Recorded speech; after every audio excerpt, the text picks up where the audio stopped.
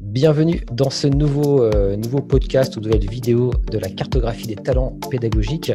Alors, je suis Julien Maurice et aujourd'hui, j'ai le plaisir d'interviewer. Alors, c'est des collègues, donc c'est un petit peu biaisé, c'est des collègues du service Carae qui sont présents avec moi en fait pour vous parler en fait de l'hybridation, de la méthode. Alors, j'ai appelé cette vidéo, ce podcast, ça dépend comment vous l'écoutez, la méthode IMT Atlantique hybridation, donc la méthode IMT Atlantique. Et on va vous décrire comme ça comment s'est passé, entre guillemets, la rentrée avec une méthode qu'on a mis en place. Alors, juste avant de commencer, déjà, bonjour à Christian. Bonjour Christian. Bonjour. Il y a Kevin qui est parmi nous également. Bonjour Kevin. Bonjour. Et Gilles également qui est parmi nous. Bonjour Gilles. Bonjour. Alors, juste avant de commencer, je vous rappelle que vous pouvez accéder au site de la cartographie des talents sur www.cartotalent avec un s.fr. Et là, vous n'hésitez pas à créer un compte sur ce site. Vous recevrez du coup une newsletter, etc. Il y aura pas mal de choses comme ça. Donc, pour ma part, je suis Julien Maurice, donc animateur de la cartographie des talents et également ingénieur pédagogique au sein du service Carae. On vous en dira un petit peu plus tard. Et donc, je suis accompagné de Kevin, qui est ingénieur pédagogique, qui est collègue avec moi sur le site de Nantes, de Christian, qui est Christian Collin, qui est responsable du service Carae, et de Gilles, qui est ingénieur pédagogique également, mais cette fois sur le site de Brest, car pour information, IMT Atlantique, c'est à la fois le site de Nantes, de Rennes et de Brest. Donc là, on représente un petit peu tous les sites. Alors, sans plus de transition, on va tout de suite commencer à aborder la thématique de ce podcast. Alors, j'avais une première question, peut-être pour toi, Christian, pour commencer. Quels sont déjà, on sait tous qu'on a vécu, bien sûr, une période de confinement et que maintenant, la rentrée, bien sûr, il y a des règlements à suivre, on va dire. Donc, est-ce que tu peux nous rappeler comme ça un petit peu quelles sont les règles et les contraintes imposées, on va dire, dans le cadre des enseignements et notamment à l'IMT Atlantique ? Oui, tout à fait, Julien. Donc, l'idée, c'est de minimiser les risques sanitaires. Donc, c'est à la fois conserver évidemment les gestes barrières, c'est le port du masque, être à plus d'1 mètre, je dirais, de distance de son voisin. Mais l'école a voulu aller plus loin, c'est-à-dire essayer de minimiser les déplacements sur le site, un trop grand brassage entre les étudiants. Et donc, la promotion est répartie dans des salles, à peu près de 18 places, de façon à avoir effectivement plus d'1 mètre de distance entre chacun. Donc, il y a la moitié des salles sur Brest, la moitié des salles sur Nantes. Et ces étudiants vont passer l'ensemble de leur scolarité, je dirais, dans la même salle. On va essayer de faire en sorte qu'ils ne croisent pas d'autres étudiants ou le moins possible. Voilà. Et c'est ce contexte particulier qui a fait que nous avons tenté effectivement une nouvelle modalité qui mélange à la fois du présentiel et du distanciel. Et donc, on peut parler d'hybridation. D'accord, je comprends. Pour résumer, finalement, ça m'a fait penser un petit peu, d'ailleurs, parce que j'ai mené également, bien sûr, cette hybridation avec vous, ça m'a fait penser un petit peu au contexte d'étudiants en primaire, d'élèves en primaire. C'est chacun a sa table, chacun a sa chaise, quelque part, pour toute l'année. Donc, c'est a priori comme ça que devrait se dérouler, en tout cas, l'année, s'il n'y a pas d'évolution, on va dire, sanitaire. Donc, effectivement, l'idée, comme tu dis, Christian, c'est que les étudiants, ont vraiment leur groupe, leur salle, et ils n'en bougent pas, on va dire, si ce n'est peut-être pour des travaux pratiques ou des choses comme ça, où là, il y a d'autres choses dans lesquelles on ne va pas forcément rentrer dans les détails aujourd'hui. Donc, effectivement. Alors, est-ce qu'il y a eu des aménagements également faits dans les emplois du temps ? Enfin, là, on voit qu'il y a eu un grand groupe. Alors, c'est par exemple, c'est 120 personnes, c'est bien ça, par site, je crois à peu près. Donc, 8 groupes d'étudiants. Donc, ces 100 personnes sont répartis en 8 groupes par site. Et est-ce qu'au niveau des emplois du temps, il y a également eu des choses qui ont été changées, on va dire, par rapport aux autres années ou pas forcément, justement ? Oui, tout à fait. C'est-à-dire que les autres années, l'emploi du temps était extrêmement précis en disant, voilà, tu as un créneau d'1h15, de 2h30, de ceci ou de cela. Là, l'idée, c'est on raisonne par demi-journée, matin, après-midi, qui correspond à une unité d'enseignement. Et ce sont les enseignants qui vont ventiler un peu comme ils le souhaitent, je dirais, gérer leurs activités, ou effectivement les disciplines dans une même unité d'enseignement qui peuvent avoir lieu dans la même matinée ou la même après-midi. L'idée aussi, c'est de permettre aussi aux enseignants d'utiliser à la fois du distanciel et du présentiel.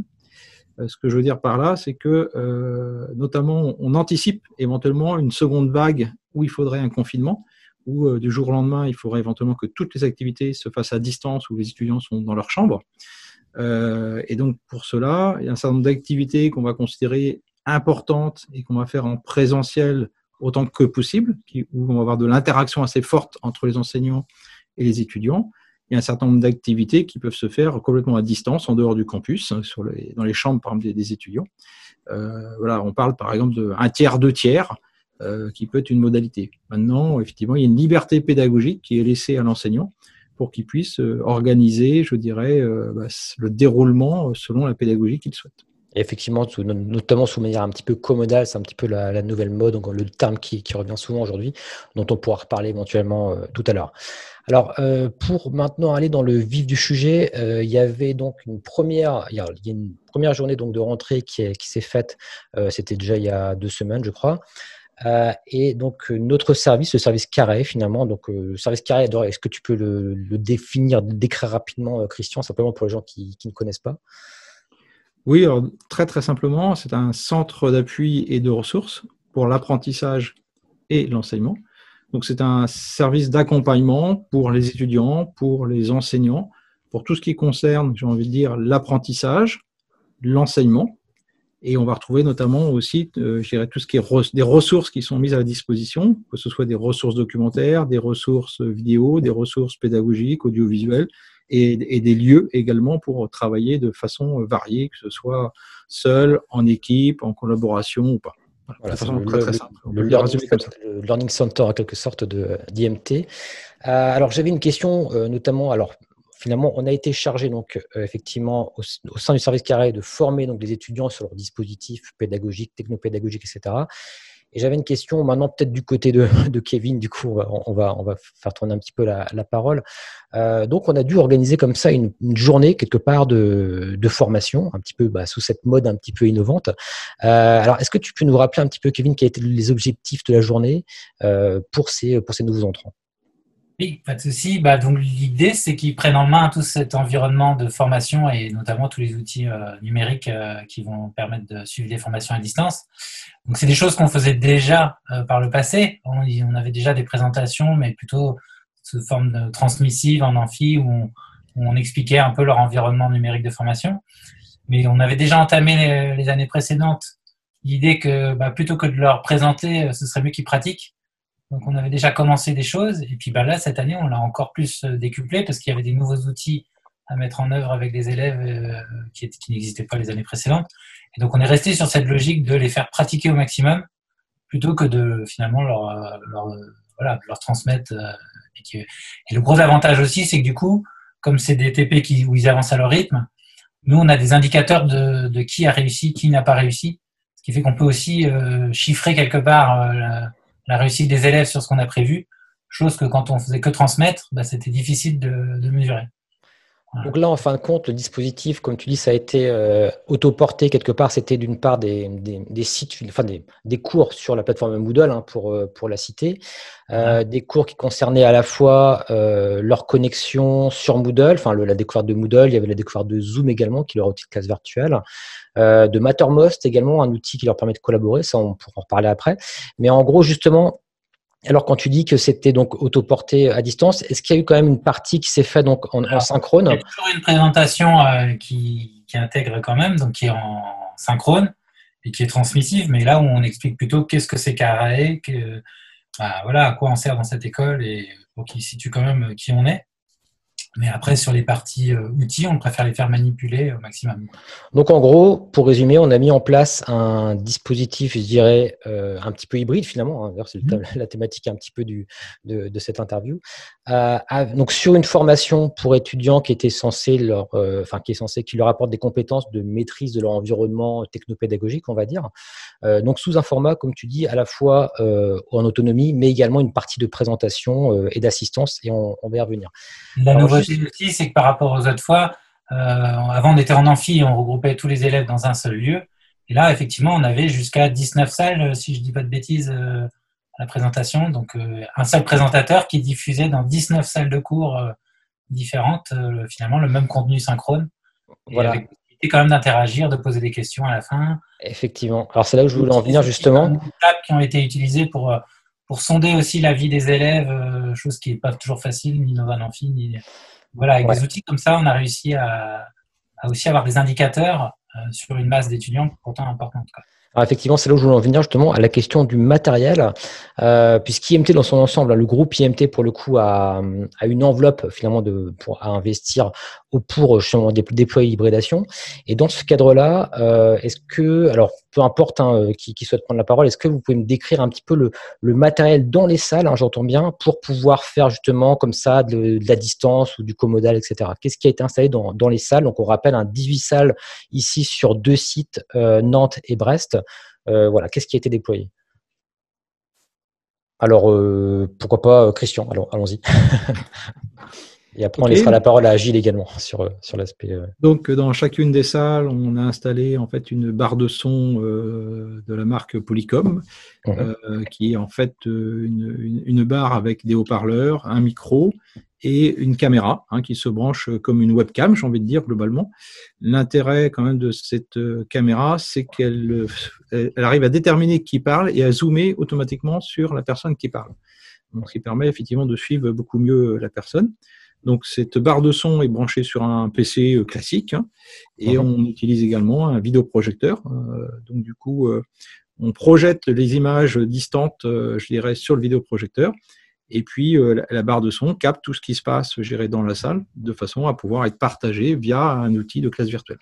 Alors c'est vrai que, et d'ailleurs je rebondis parce que bon, évidemment j'étais également de la partie on va dire, et c'est vrai que j'étais assez bluffé par cette reconnaissance. On était assez satisfait finalement de ce matériel en gros. Alors en gros au niveau du tarif, je ne sais pas si vous avez une idée du tarif. La barre de son est à peu près à 1 000 € aux pièces. Voilà, donc ça c'est pour information pour les établissements peut-être qui voudraient s'approprier ce type de matériel-là. Donc 1 000 € pièce pour ces barres de son.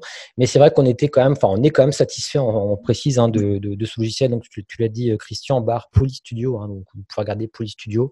Polycom. Et, voilà, Polycom effectivement, tu as raison. Polycom Studio. Et donc, on était donc sur. Alors, comment ça se passait? Quel outil de classe virtuelle? Peut-être Gilles, peut-être tu peux maintenant prendre également un petit peu la parole par rapport à cet aspect, on va dire, technopédagogique. Qu'est-ce qu'on a utilisé comme dispositif de classe virtuelle par rapport à tout ça? Alors, on a utilisé principalement Zoom, qui permet de créer des salles, des différentes salles au sein d'une même réunion. Et ces salles étaient en fait, pouvaient être utilisées dans notre cas. Elles ne l'ont pas été parce qu'en fait, on n'est pas passé par les salles. On est passé en fait par ouverture de plusieurs sessions Zoom. C'était un choix. Chaque session Zoom avait été intitulée du numéro de la salle. Comme ça, on pouvait savoir exactement. S'il y avait une question dans une salle, on pouvait envoyer quelqu'un pour répondre si on ne pouvait pas le faire par visio. Et là où c'était très pratique, c'est que la session Zoom, une fois ouverte, la barre son était directement reliée à Zoom. Donc, il n'y avait pas de problème de son, pas de problème de suivi de personnes qui parlent. C'est le premier outil, c'est vraiment Zoom lié à cette barre de son. En plus, les informaticiens avaient géré la chose de manière à ce que ce soit vraiment très facile d'utilisation. Ça, il faut rendre hommage aux informaticiens qui ont mis en place les barres son. C'est vraiment très, très pratique. On n'a rien à faire d'autre qu'allumer les PC, se brancher sur la session Zoom, et la barre son est un simple périphérique finalement qui est reconnu automatiquement. D'accord. Alors, on a utilisé ça. Alors, évidemment, il y avait aussi une projection sur un grand écran. On utilisait typiquement des projecteurs vidéo. Alors, il n'y a de plus, finalement, il n'y a pas besoin de plus. Ensuite, on avait d'autres outils, mais ça c'était pour les ateliers comme Moodle, Mattermost, comme vous en avez parlé, mais vraiment pour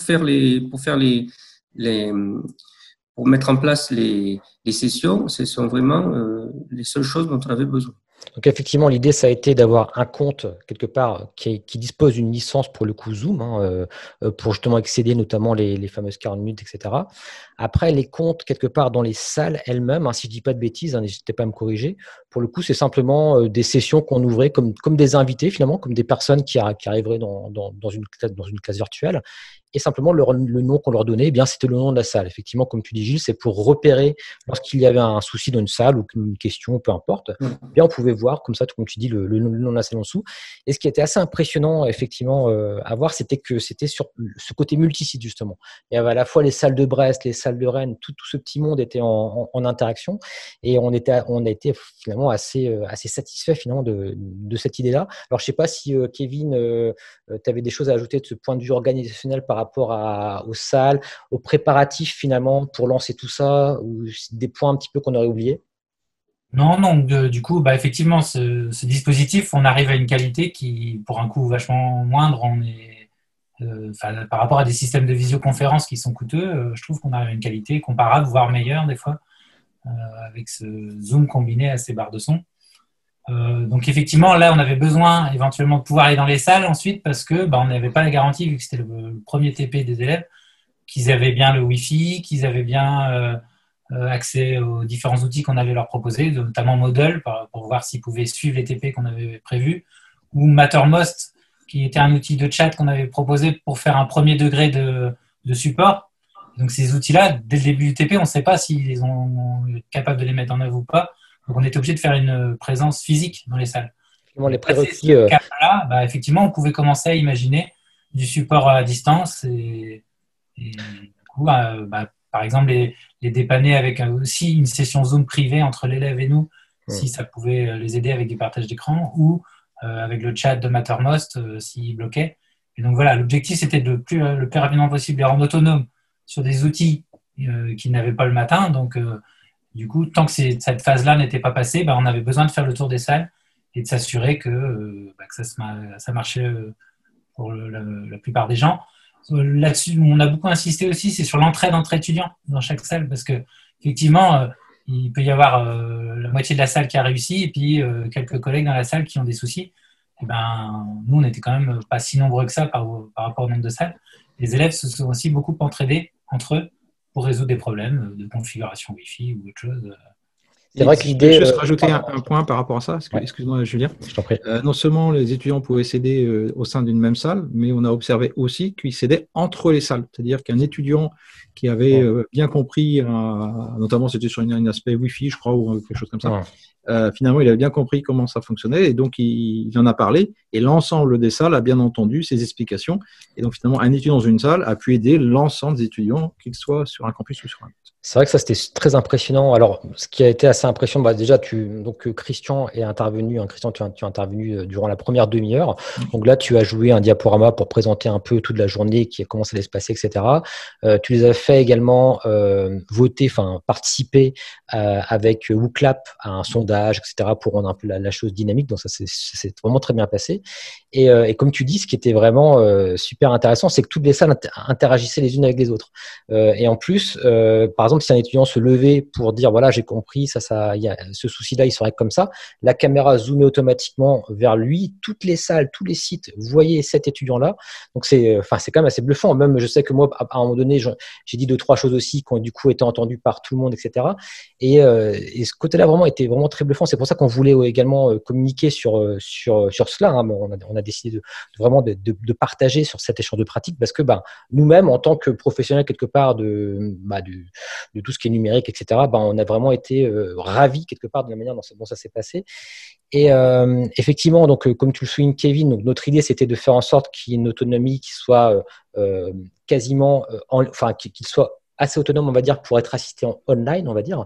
Avec cette idée, effectivement, on devait quand même les former sur des outils déjà Moodle en premier lieu. Donc, ils n'avaient pas encore les compétences pour aller sur ensuite Mattermost, qui est un outil un petit peu comme Slack, on va dire, qui permet comme ça de. Donc le premier niveau, ensuite, une fois qu'ils étaient formés à Mattermost, c'était s'ils avaient un souci, ils posaient la question sur Mattermost. Si jamais c'était pas résolu, on leur disait OK, on va faire avec toi un Zoom privé. Et si jamais c'était toujours pas résolu, dans ce cas-là, on allait sur place, on voyait le numéro, etc. On était sur place pour aussi aider les étudiants. Donc voilà en gros pour donner des idées un petit peu aux établissements. Alors ensuite, comment ça va se passer justement alors là, c'était effectivement, on a dégrossi quelque part le dispositif, d'accord. Et c'est quoi l'idée ensuite pour un enseignant qui arrive et qui veut faire un petit peu ce qu'on a fait au niveau de Carré avec un cours? Alors, comment ça se passe? Est-ce qu'il a des aides? Est-ce qu'il a des… Voilà, comment est-ce qu'on a mis ça en place? Alors, je ne sais pas, peu importe, hein, si quelqu'un veut prendre la parole par rapport à cet aspect-là. Peut-être déjà, il peut s'appuyer déjà sur, je dirais, le service Carré, puisqu'on est là aussi pour accompagner les enseignants et les étudiants. Donc déjà, on est là pour l'accompagner à la mise en œuvre de ce genre de dispositif. Et ce qu'on a constaté également, c'est que souvent les enseignants viennent avec leur propre PC portable et ils ne veulent pas forcément utiliser le PC fixe qui est dans la salle. Et en fait, avec le dispositif qui est là, rien de plus simple. Il suffit tout simplement qu'avec leur PC portable, ils se connectent à la classe virtuelle, tout simplement. Ils coupent le son et le micro de leur PC. Et c'est comme si, finalement, ils étaient connectés, enfin, ils sont connectés avec les autres. Et donc, c'est extrêmement simple pour eux de pouvoir utiliser leur support naturellement. Ça veut dire qu'ils peuvent mettre en place ce dispositif-là en étant présents dans une salle avec des étudiants, pour ceux qui veulent avoir une interaction. On n'est pas encore sur de la commodalité pure et dure, parce que là, c'est pour dans l'hypothèse où tous les étudiants sont présents dans les salles, quelque part. Effectivement, donc, c'est vrai que, comme tu le dis, Christian, dans ce cas-là, il débranche simplement, enfin, il utilise son propre ordinateur à lui, et là, il peut avoir sa tablette graphique à côté, il peut avoir ses logiciels, etc., son environnement, sans forcément être perturbé. Donc ça, effectivement, c'est un point important. Et est-ce que, je me tourne peut-être vers Kevin, est-ce qu'il y a des étudiants également qui ont été formés justement pour aider, ou comment ça s'est passé? Après, effectivement, sur l'aspect barre de son et puis lancement de Zoom, on a formé des binômes dans chaque salle d'élèves qui ont été désignés entre eux. Enfin, dans chaque salle, ils ont désigné 2 élèves pour justement qu'on les forme à lancer des réunions de type Zoom. Et puis, voilà, il faut en gros qu'ils soient capables de lancer le PC, puis la barre de son et la réunion Zoom. Et donc, l'intérêt, c'est que pour les enseignants, ça les rassure aussi parce qu'ils savent que dans chaque salle, ils ont 2 référents qui maîtrisent. Et donc, s'ils leur donnent les coordonnées, normalement, les salles sont autonomes pour lancer le cours. Avec toujours le canal Mattermost en support s'ils ont des soucis techniques plus importants. Mais bon, déjà, au moins, ils ont un premier degré d'autonomie là-dessus. Ça, effectivement, c'est un point que je veux vraiment souligner pour les établissements qui souhaiteraient mettre ça en place, cette idée d'avoir, je ne sais pas comment on pourrait l'appeler, mais une aide, entre guillemets, des étudiants qui s'impliquent eux-mêmes dans la mise en place du dispositif. Je pense que c'est vraiment une très bonne idée parce que ça rend pour le coup le groupe autonome. Comme tu le dis, Christian, nous on est là pour faire du support. Après, malheureusement, on n'est pas non plus 300. Donc, parfois, c'est vrai que c'est bien d'avoir comme ça des étudiants qui vont nous, quelque part, être à un premier niveau. Comme tu dis, Kevin, s'il y a un souci, nous, on intervient éventuellement au second niveau ou la DISI si c'est un problème plutôt technique, entre guillemets.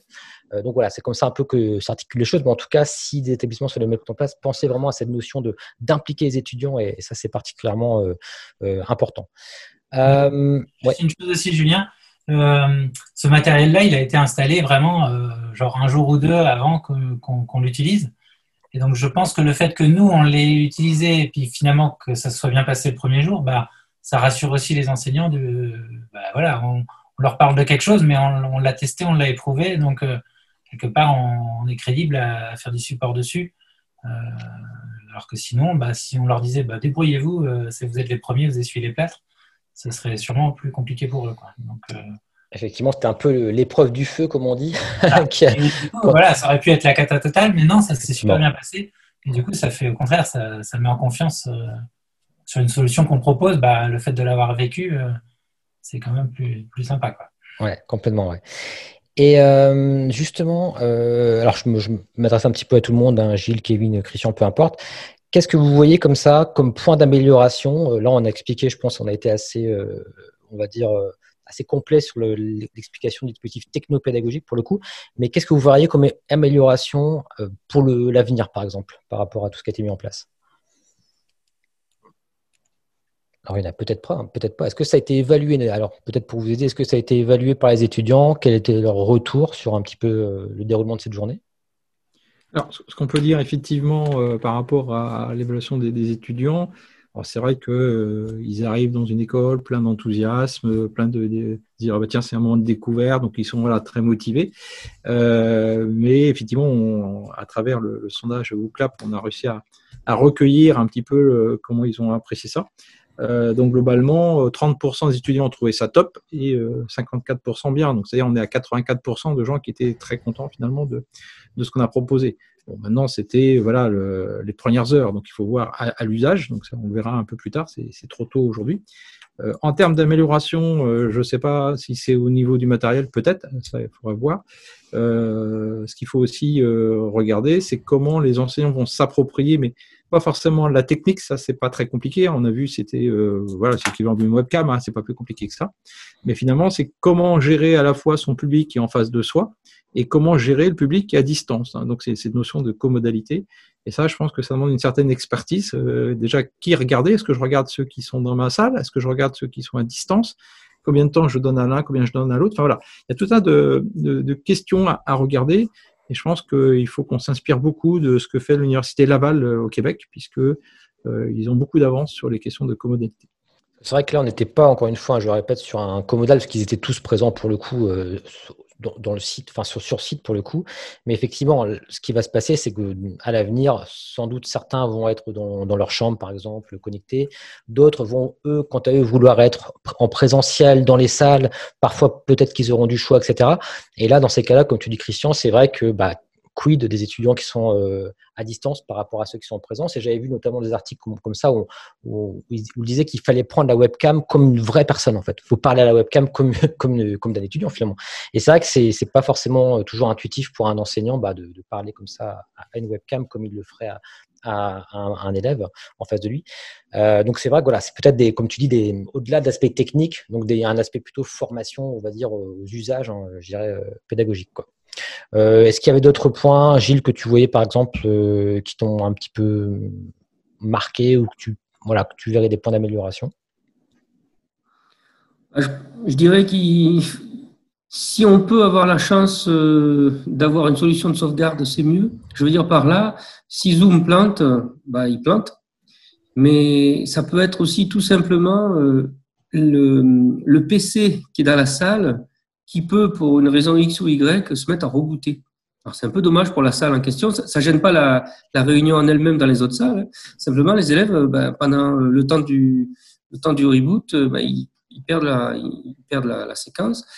Ça m'est arrivé dans une des journées où il y avait les élèves dans la salle et Christian qui parlait à Nantes. Alors moi, je suis sur Brest. Et j'ai eu de la chance, j'avais mon PC à côté de moi, donc je l'ai immédiatement branché. J'ai réussi à pallier à la panne, au reboot du PC de la salle. Mais il faudrait peut-être penser à avoir une solution qui serait une sorte de solution de secours, je ne sais pas. Un plan B, quoi. Voilà. Un plan B au cas où, effectivement, ça plan B. Très bien. Sinon, au niveau de l'équipement des étudiants, est-ce que vous auriez des conseils à donner aux établissements, notamment aux étudiants qui viennent comme ça en présentiel? Je ne sais pas, par exemple, Kevin, au hasard. Des conseils pour les étudiants au niveau technique, au niveau matériel, j'entends plutôt. Alors nous, je ne sais pas si c'est obligatoire qu'ils viennent avec leur ordinateur portable ou pas. En tout cas, nous, on leur avait demandé comme consigne de venir effectivement avec un ordinateur portable chargé. Et normalement, ils sont censés aussi avoir comme prérequis de notre TP, c'était le Wi-Fi et les mails. Je crois qu'au premier WooClap du début de journée, on avait 75% des élèves qui avaient le Wi-Fi, ce qui était déjà bien. Et, donc effectivement, en piste d'amélioration, ce serait peut-être que la DISI soit présente. C'est ce qui s'est passé. Des personnes de service informatique du coup sont venues dépanner les quelques élèves qui avaient des soucis de configuration. Donc je pense qu'à la fin de la journée, on avait du 100%. Après, en termes de matériel, est-ce qu'il y en a qui ont des tablettes? Est-ce qu'il y en a qui ont des... J'ai vu quelques élèves même le faire sur smartphone, mais là, je déconseillerais quand même, parce que même si on peut arriver à faire des choses, la surface quand même commence à être petite, en tout cas pour certains des TP qu'on avait conçus. Parce que je pense que c'est vrai que certains enseignants, enfin nous on l'avait conçu comme ça, il y avait une partie qui était finalement en autonomie, d'autres parties qui étaient en synchrone. D'ailleurs, il y a deux parties synchrones, il y avait une le matin, une l'après-midi. Moi j'ajouterais également à cette liste, donc effectivement, d'ailleurs c'est une de tes questions, Christian, un ordinateur chargé. C'est vrai qu'on n'avait pas forcément de prise. Alors si les établissements qui écoutent ont le luxe d'avoir des prises pour tous les étudiants, tant mieux.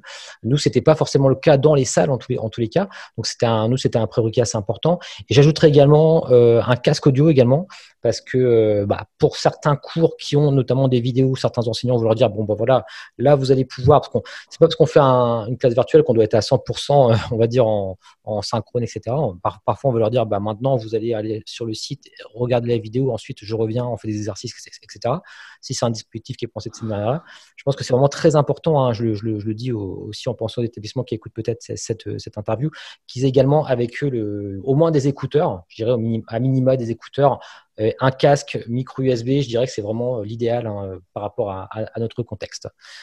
On va peut-être rajouter, Julien, parce qu'en fait, quand on demande aux étudiants d'apporter leurs ordinateurs, on pense à ce qu'on appelle du BIOD, apporter son propre matériel, tout simplement. Bring your own device. Voilà. Donc là, ça dépend. Il y a des personnes qui sont très favorables à ce genre de choses, des personnes qui sont un peu plus réticentes. Le grand débat, c'est est-ce que effectivement c'est l'étudiant qui installe tous les logiciels sur son propre ordi et avec la disparité des matériels et l'enseignant peut effectivement être perturbé, ou est-ce que effectivement il se sert de son PC personnel comme en fait d'un écran et que l'ensemble des logiciels se tournent sur des serveurs de l'école et à ce moment-là avec un affichage déporté. Donc en fait ces deux modes-là sont utilisés à IMT Atlantique, selon les campus. Donc c'est en période, je dirais, de pandémie, c'est important parce que on ne peut pas se permettre à ce que les étudiants touchent des claviers qui sont mis à disposition du public, puisque ça pose des problèmes évidemment sanitaires. Donc on est obligé d'avoir, chaque étudiant a son propre PC, soit avec des logiciels installés en propre, soit les logiciels sont installés sur des serveurs et l'affichage est déporté sur l'ordinateur de l'étudiant, avec des solutions qui s'appellent VDI par exemple, et qui permettent d'afficher l'ensemble de ce qui se passe sur le serveur dans un navigateur web tout simplement. Ce qui permet également à tous les enseignants, tous les étudiants, d'avoir le même environnement, et de travailler tous avec les mêmes conditions, je dirais, techniques. En tout cas, c'était parfait. En tout cas, merci pour tous ces témoignages. Est-ce que vous avez, avant de conclure, peut-être des derniers points qu'on n'aurait pas forcément abordés ici, que vous vouliez ajouter par rapport à cette expérimentation, à cette hybridation? Je pense qu'on a dit l'essentiel. Parfait. Super. J'ai plus qu'à vous remercier, hein, toute l'équipe, dans laquelle je m'inclus également, évidemment, parce qu'on fait tous partie, encore une fois, de Carae. Et donc, j'ai fait cette vidéo, cette interview également dans le cadre, encore une fois, je le rappelle, dans le cadre de la cartographie des talents pédagogiques. Donc, je vous le rappelle, le site cartotalent.fr, talent donc avec un S. Vous pouvez également aller sur un autre blog qui est assez connu au niveau d'IMT Atlantique, qui s'appelle le blog Innovation Pédagogique, blog IP. Hein. Je sais que Gilles, tu fais pas mal d'articles également sur ce blog-là. Tu as un relais très important pour ce blog. Il y a également une chaîne YouTube, sur laquelle d'ailleurs je vais mettre cette vidéo de la cartographie des talents. Il y a une newsletter si jamais vous êtes cette fois-ci abonné. Donc c'est pour ça vraiment c'est important d'aller sur le site cartotalent.fr et de créer un compte pour pouvoir la recevoir. Et puis enfin, un podcast également. Je mets également tous ces enregistrements-là ici en podcast pour les personnes qui souhaitent plutôt l'écouter un petit peu en portabilité, on va dire. Voilà, je vous remercie encore une fois tous les trois, donc Christian, Kevin et Gilles. Et puis, je vous dis à très bientôt à toutes les personnes qui ont écouté cette interview. Merci à tous. Au revoir. Au revoir.